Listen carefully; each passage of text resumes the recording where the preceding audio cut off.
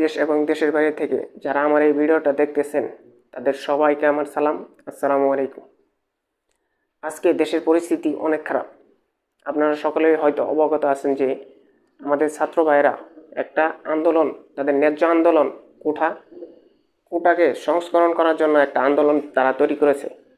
সেই আন্দোলনকে ঘিরে আমাদের দেশ নেত্রী শেখ হাসিনা তিনি কি করেছেন, তিনি আমাদের ছাত্র ভাইদেরকে সে দেখিয়ে দিয়েছে আদালত, আদালত দেখিয়ে দিয়েছে সরকার।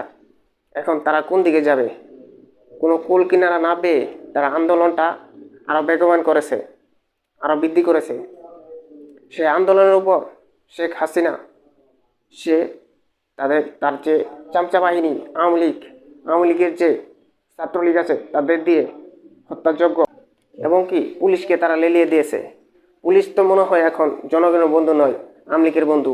এই স্বৈরাচারী শাসককে টিকিয়ে রাখার জন্য পুলিশ অবিচারগুলি করতে আমাদের ছাত্র ভাইদের উপর। আপনারা সকলেই জানেন বাংলাদেশের নেট সিস্টেম বন্ধ করে দিয়েছে। সকল ধরনের ফেসবুক যোগাযোগ সব কিছু, যাতে কেউ কারোর সাথে কেউ কারোর সাথে কোনো জেলায় আন্দোলনকারীদের সাথে কোনো যোগাযোগ না করতে পারে, এই অবস্থা করে ফেলেছে। এই অবস্থার মধ্যে আমাদের জন্য একটা করণীয় হলো সকলে মিলে তাদেরকে, যাদের ওইখানে ওয়াইফাই আছে ওয়াইফাই ব্যবস্থা করে দেওয়া, যাদের যে অবস্থায় আছে সেই অবস্থায় তাদের উপকার করা, হেল্প করা, তাদেরকে এই আন্দোলনটা আরও বড় পরিসরে সৃষ্টি করা। এই আন্দোলনটা যদি তাদের মাধ্যমে সফল না হয় তাহলে ভেবে নেবেন আপনার সন্তানও কখনো তার ন্যায্য অধিকার পাবে না। 56% কোটা দিয়ে আপনার সন্তান কখনো মেধার বিকাশ করতে পারবে না। আপনার সন্তানের মেধার বিকাশ করলেও সে ভালো চাকরি পাবে না, সে চাকরির ক্ষেত্রে যে তার অধিকারটা হারিয়ে ফেলবে।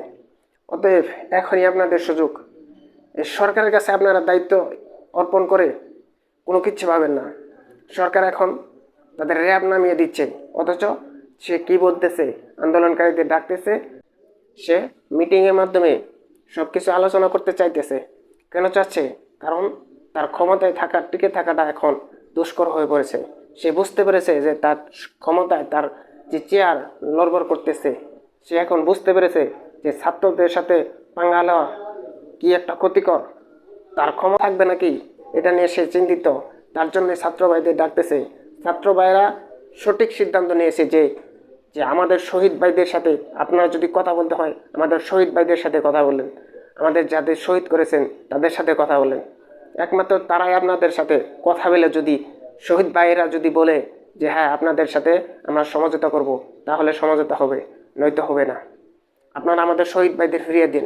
আমাদের শহীদ ভাইরা যদি আপনাদের সাথে মিটিং করে, আপনারা যদি তাদের ফিরিয়ে দিয়ে মিটিং করে তাদের কাছে শুনে আসতে পারেন যে হ্যাঁ তারা বলেছে যে সব কিছু মেনে নিবে।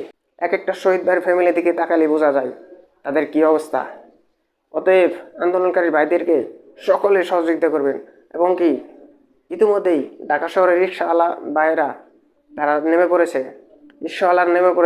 সাধারণ জনগণ, আপনারা যারা ছাত্র ভাইদের গার্জেন আছেন, গার্ডিয়ান, মা বাবা, ভাই বোন যারা আছেন, এবং কি সকলে নেমে পড়বেন। কারণ আপনাদের ভবিষ্যৎ তাদের এখানে জড়িত, এই আন্দোলনের সাথে আপনাদের ভবিষ্যৎ জড়িত। আর যারা ভাবতেছেন যে আমাদের সন্তানরা তো নেই, আমি তাদের উদ্দেশ্যে একটা কথাই বলি যে আপনার সন্তান একদিন বড় হবে। এখন যদি এই আন্দোলন তো হবেই, আন্দোলনের পাশাপাশি যদি সরকারকে না নামাতে পারে, এই সরকার থাকলে যদিও এখন মেনে নিবে, পরে আবার যায় একই কাজ করবে। এখন যদি সরকারকে না নামাতে পারেন তাহলে আপনার সবসময় এই আওয়ামী লীগের পা চেটে খেতে হবে, আওয়ামী লীগের পায়ের নিচে মাথা দিয়ে থাকতে হবে। 25 জন না 24 জন যে ভাইয়েরা মারা গেছে এখনও নির্দিষ্ট না। সকল টিভি চ্যানেলগুলো এখন বন্ধ আছে, কারণ তারা সকল ধরনের নেট বন্ধ করে দিয়েছে। অতএব আমি সকলকে আহ্বান করব যে আমার এই ভিডিওটা যার কাছে পৌঁছবে সকলেই নিজ নিজ স্ব জেলা থেকে নেমে পড়বেন, এই সরকার পতনের আন্দোলনে নেমে পড়বেন। আশা করি এই সরকার পতনে আমাদের এই ভাইদের ভূমিকা সর্বোচ্চ থাকবে। তো বেশি কথা বলবো না, আন্দোলনকারীদের সকলে সহযোগিতা করবেন, পানি দিয়ে পারেন, যেভাবে পারেন সকলে সহযোগিতা করবেন। আমাদের এক ছোট ভাই দেখলাম সে পানি দিয়ে সহযোগিতা করতেছে, এরকম আপনারা সকলে সহযোগিতা করবেন এবং কি তাদের পাশে এসে দাঁড়াবেন। এই আওয়ামী লীগের ক্যাডার বাহিনী তাদেরকে নির্মমভাবে পিটুনি দিচ্ছে, এই পুলিশ নির্মমভাবে পিটুনি দিচ্ছে। আশা করি আপনারা সকলেই তাদের পাশে এসে দাঁড়াবেন এবং কি লাঠি হাতে নিয়ে এই আওয়ামী লীগ বাহিনী এবং কি পুলিশের উপর আক্রমণ আপনারাও করবেন। আক্রমণের পরিবর্তে যদি আক্রমণ না হয় তাহলে তারা কখনোই বুঝতে পারবে না যে পাবলিক কী জিনিস, জনতা কী জিনিস, গণতন্ত্র কী জিনিস। আশা করি সকলেই মাঠে নেমে পড়বেন। সকলে মাঠে নেমে আসলে অবশ্যই এই সরকারকে পতন করা সম্ভব। তো আশা করি সকলে মাঠে নেমে আসবেন।